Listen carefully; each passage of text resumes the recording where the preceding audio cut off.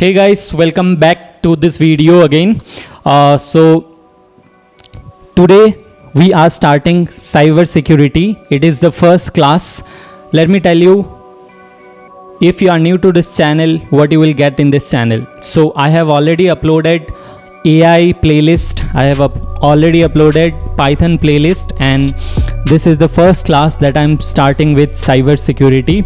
And if you are a student or a person who is seeking for a job, then this playlist will be perfect for you, where I'll be teaching you ethical hacking from zero to hero. Alright, so I'll be covering all the concepts. Alright, let's not waste the time. Let's start with the particular topics. So you can see here the first slide, the journey of ethical hacker. I often say that ethical hacking is not just a field, it is an emotion. It is an feel that you need to give it all. Alright, cybersecurity isn't about speed, it's about persistence. Face the challenge, learn from every misstep, and keep moving forward, because every obstacle is just another lesson in becoming unstoppable. I hope you have understood this. So let me tell you once again, be very serious if you are thinking of getting into cybersecurity.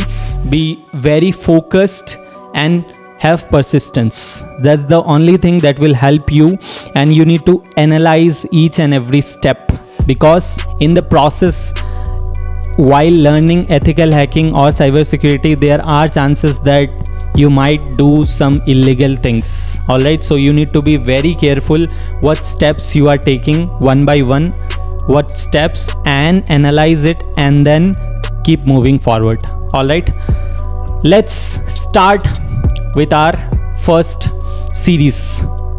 Let's start with our main agenda. So welcome to the cyber frontier. Today what we will do, it is the first episode, that's why we will learn about fundamentals of cyber security. Why are we here today? To learn how to think like hackers so we can stop hackers. Alright, our main goal is not to hack innocent people. Our main goal is to stop those miscreants or those bad peoples from doing hacking. That goal should be clear to you before starting this particular field. Alright, let's move to next. What is the end goal? After this particular episode, what you will learn today? So we'll learn to spot the traps before stepping into them. Very important. To be able to defend yourself and to become ethical hacker. Second point is to be able to defend yourself and your loved ones. Alright, this field will give you the power so that you don't harm someone, but you have to protect yourself and your loved ones. Very beautiful slide. Sorry. So next is, we need to understand different aspect, or we need to understand different outlook of becoming ethical hacker. Alright, you cannot directly jump into this particular field without understanding all the norms, all the concepts, all the things, all the career aspect. Alright, all you need to know. Alright, so let's start one by one. So different types of hackers. What kind of hackers are there present in the society? So the first type is white hat hackers. I will tell it in short. Alright, I'll not elaborate that much. Okay, so one by one we'll see. First one is white hat hackers. I am sure that you guys are aware of this particular term. White hat hackers are those hackers who do hacking for good purpose, for helping someone, for helping an organization, for helping an innocent people. Alright, so these are the, these people are doing it ethically. That is the most important part. They improve the security systems by identifying vulnerabilities and helping people. Alright, they are often hired by companies, government, or work as freelancers also. These are the good people in the society. Next comes black hat hackers. All right, so they are also an hacker, but the only difference is they are doing it illegally, all right, without the permission of that organization, of that particular personal person. They do it illegally. They often seems to steal data or disrupt servers or cause some or the other problems to an organization for personal use or even political gain. All right, these are the bad people. Next is grey hat hackers. So grey hat hackers, it is not good, it is not bad, somewhere it comes in between. So basically they do hacking for good purpose. Let's say they will do hacking without permission, that is basically illegal, but they do it for good purpose. They are often independent and often act out of curiosity to prove a point. Alright, not always malicious, not always legal, but somewhere in the middle they play a game. Those are called grey hat hackers. Next comes script kiddies. Who are script kiddies? They are often known as, they do mischievous act and or you can say it as attention seeker. Why they are attention seeker? Because they use lot of tools without understanding it, all right, without understanding the result or without understanding what will happen in the future. So if you are a student and if you are trying out different things without understanding the correct tool and all, you will be known as script kiddies. That will come inside this particular topic. Next is hacktivist. These are mostly, they work for activism, some kind of purpose. They have some kind of purpose related to what they are doing or why they are doing. All right, usually anonymous. They are usually anonymous and often illegal also, but they have sometimes they do good work, sometimes they do wrong things, but these people have a very good popularity, let's say. Okay, for example, Anonymous. You must have heard this particular group called Anonymous. All right, often it seems that they promote a cause, or sometimes they expose injustice that those particular organization does to a common people.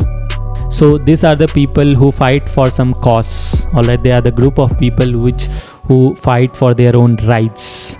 Okay, the last one is state sponsored hackers. They are often backed by government and they work under, sometimes they work under legally, sometimes illegally, but they have the infrastructure with them. They have the military, data, corporation all along with them. All right, they have the best tools along with them. They are the state sponsored hackers.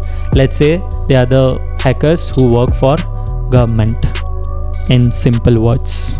I hope you have understood this different types of hackers, so that next we can move to next slide. So we have seen till now what are the different types of hackers, what should be the motive. Now let's ask exactly what is hacking. What is hacking?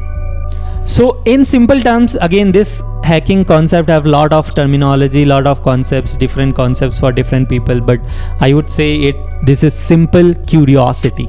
Hacking equal to curiosity to understand how things work, how the machine works, how the tool works. So hackers are not just people who break into systems, they are the thinkers, explorers and questioners. So oftentimes it seems that people get into this hacking for wrong reasons, but you need to understand these are the people who works out of curiosity, out of exploring something out of the curiosity how this machine works, if I can change something, if I can manipulate it and make it do something else. This is nothing but hacking. I hope you have understood. Let's move to next question. Is we have understood what is hacking. Now comes what is ethical hacking. Ethical means doing for right reasons, or the only difference I would say is you have the permission to hack is nothing but legally breaking it into someone's system, right? But here you are doing it legally. Alright, that is the only difference between ethical hacking and non-ethical hacking. Alright, so ethical hacking is the art of legally breaking into computers and devices to test an organization defenses. What do ethical hackers do? Ethical hackers use the same tools and techniques as malicious hackers, but one with big difference, that is they have permission and they have goal to protect, not harm. Alright, that is the biggest example between ethical and or non-ethical. That is the biggest difference, that they do it for good reasons. Let's move to next. So there's a quick funny slide, that is, what's scarier? A is 100 missed calls from your mom, or a suspicious email with the subject line, congratulations, you have won 1 million. Alright, I'm sure that you are smart enough to choose which option. Again, for some people it may be A again, and for some people it may be B. Depends on your scenario or situation. Alright, let's move to next slide. So next we need to understand different types of cyber threats. Okay, what are the threats that you will go through when you enter this particular field of cyber security, or you can name it as villains in the digital world. Alright, you don't need to think too much about this right now. These are some terms that you need to understand, so that later on you don't have problem while reading this, or you will often get this particular terminologies. Alright, in ethical hacking, terminologies are one of the most important things that you need to take care of. Alright, different terminologies are there. So first one is malware. These are just virus that you don't ask for. Alright, for example, ransomware, WannaCry ransomware. We'll see that little later. For now, just understand what is that malware. You can just think it as virus that you don't ask for. Phishing example is, click this link to claim your some prize money. Alright, spoiler, no prize. So oftentimes it seems that they are giving you some kind of prize, but when you click on that particular email, at the end that is nothing but kind of virus. Alright, that is nothing but phishing. That technique is called as phishing. Next is ransomware, where they will hack your files or important things, and they will ask you money later on. They will ask you a huge money because they know that those particular data are very important to you. So those are called ransomware. Next is DDoS attack. Again, it is just like a traffic jam caused on purpose. Alright, just to take down one's website, let's say. Okay, so huge traffics are being sent on that particular website, so that particular gets hanged. Okay, so DDoS attack. So we'll see all this one by one. Again, today we are just starting. It is the first day. You should have patience while you are learning. Oftentimes when we learn this, we think that what are this, we need to go very much in depth. No, like few things you will not be knowing until and unless you practice it. Okay, so these are some terms that you won't get to understand until and unless you do it in practical way. Alright, when we'll be coming in the practical implementation, you will understand all these terminologies in depth. Okay, for now just chill, relax, and think it as, okay, these are some kind of virus or techniques by which you are going to be attacked by hackers. Okay, so you need to be careful. Alright, next, so this is an example of how phishing would look like. Let's say real email is there and cloned email. So if you can see here, it is almost same, but let's say ban@yourcompany.com, and here it is ban@mycompany.com. So almost same, just the yourcompany.com is here, they have cloned as mycompany.com. okay, that you need to be careful enough. So this is how phishing email looks like. okay, next is types of attacks. Again, few terminologies that you need to know. You don't need to worry about all this, eventually you will get to know it one by one. All right, so the first one is spyware. Spyware is basically a kind of virus that would peek into your all the things that you are doing. all right, it will observe, it will save the things that all, let's say I am typing something in keyboard. okay, so it will save all those things that you are doing so that it can report it to the hacker, that whatever hacker which have hacked into your system. all right, the next is Trojan horses. Again, friendly looking software with a nasty surprise inside. all right, so something that you would feel that it is not very harmful, but later on you will find out that it is nothing but a virus kind of. okay, so that is called as Trojan horse. all right, next one is zero-day exploits. okay, this is a very common term in ethical hacking terminology. Attacks on software vulnerabilities before the world even knows they exist. okay, it is like let's say one company is there, Amazon, and many people or many hackers are trying to find bug in it. all right, so there are a lot of challenges also, bug bounty and lot of other challenges also. So there they would try to find some exploit, some kind of hack they can do on those particular organizations. So the particular whoever does the first find the first exploit, it is known as zero-day exploits. okay, so this is a very important term in ethical hacking terminology. all right, so next is social engineering. One of the most important topics or term that you will find again and again. all right, so this is one of the most important, because whenever hackers don't find any way to hack, this is the last way that they can hack, that is social engineering. It is basically depends on human psychology, how you can manipulate that person into doing something for your own benefit. Let's say I become friend with one person so that I can take all the information, secret information from him, and later on I am hacking him. So that is nothing but social engineering. Hackers preying on human kindness or curiosity. all right, very very important. You would find that this particular social engineering is the most common attack that people are victim of.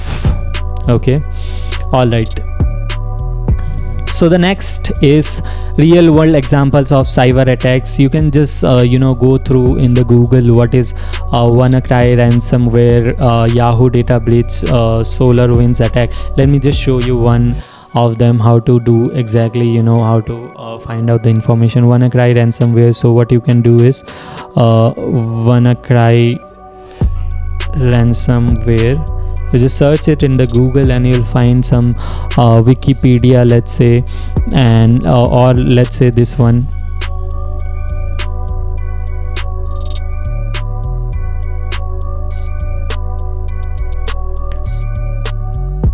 okay, so what you can do is you can just go through it. What is it exactly? Is an example of crypto ransomware, a type of malicious used by cyber criminals to extort money.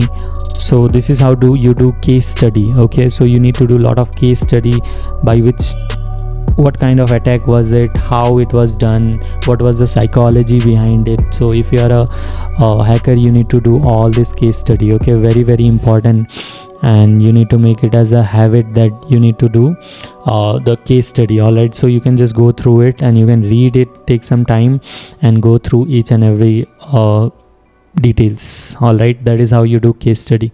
So there are some more attacks that you can just go through. all right, for now I'm just moving on. The next, the CIA triad. The CIA triad, the most important fundamental concepts of cybersecurity, that is CIA. Alright, C stands for confidentiality, I stands for integrity, and A stands for availability. So it says that whatever, let's say I am sending one information from my WhatsApp to another friend, so it should be confidential. Means whatever I am sending, no one should be reading in between. Alright, that is nothing but confidential. I hope this is very common term in English also. So next is integrity. Integrity means whatever I am sending, it should go as a full or as a whole total sum. Okay, let's say I am sending a sentence called hey, how are you. It should not go half or some percent of that particular hey, how are you. It should go as a full how are you. That is nothing but integrity. Alright, so it should maintain confidentiality, it should maintain integrity. Very, very important. And availability. Availability means whenever you are searching some website, it should be available, right? If it is not available, how people will search? So that's why this is the fundamental basic concept of cybersecurity, that is CIA triad. Alright, very, very important. Okay, so oftentimes they may ask you in interviews or sometimes, alright, so this terms and reasons and concepts you need to understand. This is very important. Next is some kind of policies and frameworks. Okay, if you ask me who is running all these policies, who is running internet, who is doing all this, I'll come to that point, how internet works and all, in the later videos. Alright, so for now we are just checking out who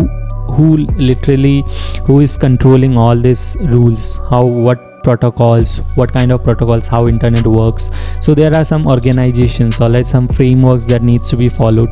So I am just giving some of two of them. Alright, there are a lot of others, like for countries there are different, for the whole world there is different organizations. So this is one of the policies or organization that controls the rules, that is NIST, National Institute of Standards and Technology, and ISO 27001. Alright, so you can just read it. They basically do what? They form some rules how internet is going to work, what are the policies that needs to maintain. Alright, the whole internet is run by policies and rules. Imagine if there are no rules. Imagine you are getting all the rubbish content in your laptop while surfing internet. That won't be good, right? So that is controlled. Internet is being controlled, and it is controlled in such a way that it have rules and protocols that needs to be followed. Alright, so very, very important. You can just go through it. These are some policies and framework. The next is security layers. Okay, I won't go that much in depth in this. You just need to understand this is one of the key concepts of cybersecurity, that is cyber security layers, the cyber onion. It is also known as onion, as because it is the key concept is taken from onion. Okay, it has a lot of layers. So you can see here the outer layer is application security, next is network protection, end user security, and data protection. Alright, don't go too much in depth in this. This is just to show how it represents. Alright, so basically there will be a lot of layers. So an example, let's say physical. If you are in home, let's say first your doors are the most important. Those are the physical layer. Next is network layer. So before entering into your computer, it have to enter through one network. Alright, so those are firewalls and VPN.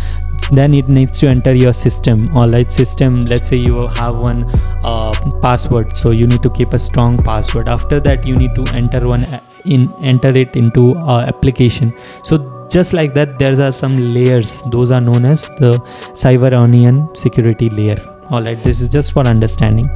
Alright, so I hope you have understood this. Next, what are the common vulnerabilities that you will find? What are the mistakes that you do while doing this or while surfing internet. So these are the most common ones. So the first one is weak password. Whenever you are using anything, any social media, make sure you keep a strong password. All right, you can just search in Google how to keep strong password. Basically you need to mix with characters, letters, alphanumeric numbers, all those, and you need to make it little longer and not common ones. All right, not like I love my mom or India, something like that. I'm just giving an example. It should be little unique and complicated. So next is unpatched software. Many people often forget to update their software, so that is oftentimes seen as one of the mistake they do. All right, because those unpatched software will have lot of vulnerabilities in it. All right, so you need to update the software or whenever you get a chance. All right, next is misconfiguration in cloud and network security. Sometimes we don't, or old people are unaware of the settings. Let's say in simple words, they don't know how the whole architecture works, or the whole, let's say an example as setting. Those old people doesn't know how to use mobile properly. All right, so that is one of the I'm just giving an example. All right, so in because of that also oftentimes hackers can hack someone's system. Next is lack of user awareness. Again, it comes inside this also. Lack of user awareness, how platform works, how internet works, how network works. You need to be very well aware of all those different concepts. Okay, next is victim of social engineering. One of the most important attacks, that you can't be kind enough to give all your details or password or important files to any of your closed ones, because who knows, they can be the hacker. They might be a hacker. All right, they might be related to someone who don't want good things for you. All right, so you need to be very careful while sharing all your important datas or files. That is nothing but victim of social engineering. All right, one more tip I would like to give you: while you are in a public places, do not join in a public Wi-Fi. All right, oftentimes it seems that people do hack through public Wi-Fi's. Let's say you are in a railway track or in a restaurant, try not to get into that public Wi-Fi. All right, so next is cyber security. Again, two categories are there. I'll move little faster. Okay, these are some concepts that you need to understand. All right, so two categories are there. Often it is nothing but offensive security and defensive security. We have already seen it as white hat hackers and black hat hackers. Okay, career aspect, again very important one. What you can become after you have learned all the cybersecurity concepts, after you get all the certification, what you can do in career aspect. So you can become penetration tester, you can become red teamer, security engineer. Basically penetration tester responsible for testing technologies, product for big organizations. Have all of them have their ethical team. All right, they have the team which will do the penetration test for them. All right, next is red teamers, plays the role of adversary attacking an organization. All right, and providing feedback and enemy's perspective. Oftentimes they will hack it and they will give them a feedback that you can improve your tools like that. All right, so these are the red teamer. Next is security engineers, or they design, they monitor and maintain security controls. All right, you don't need to focus that much in this right now. You just need to focus on learning. All right, next is SOC. All right, security operation centers, or time security monitoring and responses. They are the ones who work for organizations. Again, threat intelligence. All right, they are they often works for government, or they are they do research of what kind of malware it is or what kind of attack it was. They are the people who does all the research or analysis. DFIR, digital forensic and incident response. All right, these are the ones who often work on the field of investigation cyber incidents. All right, so if you are that kind of person who is willing to work on investing some kind of incidents, then you can work as DFIR, digital forensic and incident responses. Next is malware analysis. Again, they work to analyze what malware, how it affects system, how to defend against it. All right, so these are the people. So for now you just need to understand this terminologies are important, do not go in depth. All right, later on you will understand all one by one. All right, so with this we have completed this particular the first episode of cybersecurity. I hope you are enjoying it. Do let me know, give your valuable feedback so that I can improve, and I will be uploading one by one episodes. All right, going in depth practical implementation. I'll make sure that you learn practically, you understand, and you, most importantly, you follow a process, or you follow a path that you can learn easily.